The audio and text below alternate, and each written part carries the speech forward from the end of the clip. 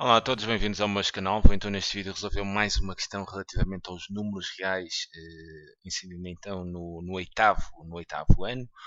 O problema é o seguinte: um fio com 6 metros de comprimento foi utilizado na totalidade, quer dizer, todos os 6 metros de fio foram utilizados para construir uma circunferência. Ok? Determina então o comprimento do raio dessa circunferência. Ok, vamos por partes, né? Então temos um fio, né? Temos assim um fio. Vamos imaginar que isto é o nosso fio. Quer dizer, este nosso fio tem 6 metros. Peço desculpa. Quer dizer, este fio foi utilizado para construir uma circunferência. Quer dizer que eu peguei no fio, que está neste caso aqui esticado, e usei-o e consegui criar uma circunferência. Quer dizer, este fio foi transformado exatamente, mais ou menos, né? Assim. Acho que dá para perceber. Quer dizer, reparem que o comprimento deste fio azul continua a ser igual ao comprimento que eu tinha. Eu apenas lá, enrolei aqui o fio, né? Fiz aqui uma circunferência. E reparem que a circunferência é apenas a linha, ok? Não tem, o espaço interior, se fosse a linha com o espaço interior, já chamaríamos de círculo. Mas a circunferência é apenas esta linha. Então quer dizer, e eles pedem exatamente o comprimento do raio, né? Uma circunferência a ter aqui um raio que vai aqui de uma posição central e a ir assim aqui até ao limite da circunferência. Isso a gente designa de raio. Quer dizer, aqui tem o raio, aqui, quer dizer, terei outro raio exatamente com o mesmo comprimento, né? Aqui terei outro, né? Aqui terei outro, terei infinitos raios, né? Todos com o mesmo comprimento. O que eu pretendo terminar é exatamente o valor deste raio.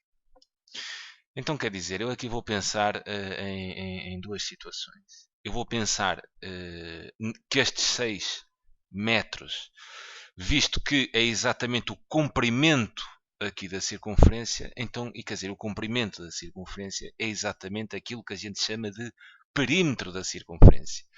Então eu sei que o perímetro da circunferência é exatamente igual a 6 metros.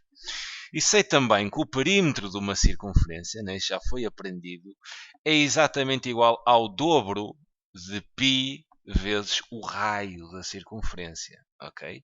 Cá está a aparecer-me aqui o raio. Então agora reparem numa coisa, reparem nisso. Se o perímetro é exatamente igual a 6, e se o perímetro é dado, é igual, né, a 2π vezes o raio da circunferência, então eu penso que não será difícil perceber que poderemos dizer que 2πr é exatamente igual a 6, ok? Isto porque o perímetro é 6 e porque o perímetro é igual a 2πr. Então quer dizer que 2πr é exatamente igual a 6. Então eu posso ser 2πr igual a 6, certo? Eu penso que, quer dizer, isto é óbvio, é fácil de entender. Agora, se eu quero determinar o raio, né, eu tenho aqui uma equação. Imaginem que o R é o vosso x, né, da equação que vocês aprenderam o ano passado. Se eu quiser resolver isto em ordem aqui ao raio, então eu tenho que arranjar aqui uma forma que no primeiro membro perder estes 2π, né? Porque eu não quero 2πr, eu não quero 2π vezes o raio, eu quero o raio sozinho. Então eu tenho que arranjar aqui uma forma de fazer uma manipulação anulando exatamente o 2π no primeiro membro. Quer dizer, isto é fácil de fazer, porque repara, se 2π está a multiplicar pelo raio, então quer dizer, eu divido o primeiro membro por 2π, e repara que 2π a dividir por 2π, uma coisa a dividir por ela própria, é exatamente igual a 1, e ficarei então desta forma com um raio, que é o que pretendo descobrir. E agora, o que fazes no primeiro membro? Compensas, né, fazendo exatamente no segundo membro.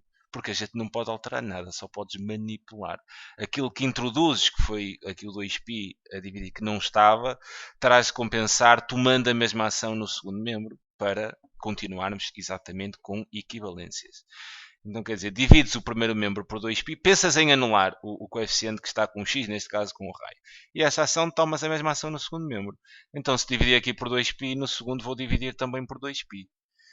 Repara que aqui no primeiro membro 2π simplifica com 2π e dá exatamente 1.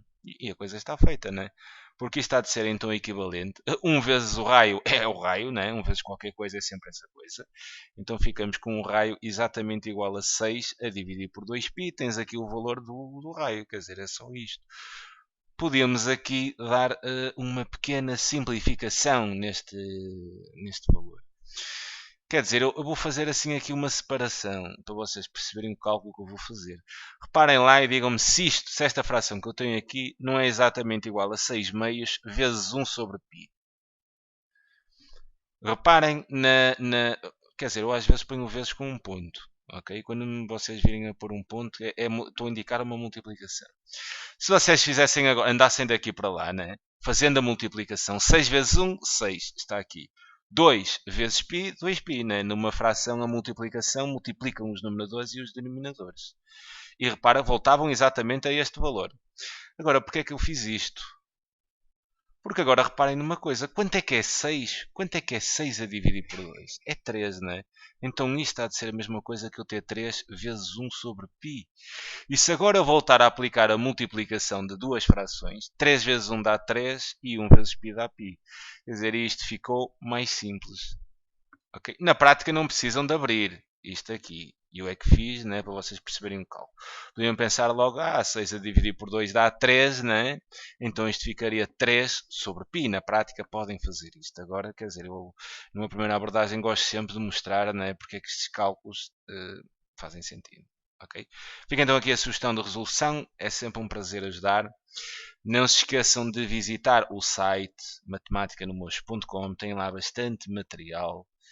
E não se esqueçam também de subscrever o nosso canal no YouTube, porque assim recebem mensagens com os últimos vídeos que foram lançados e assim estás sempre em cima do acontecimento. Fica desde já um abraço e até um próximo vídeo.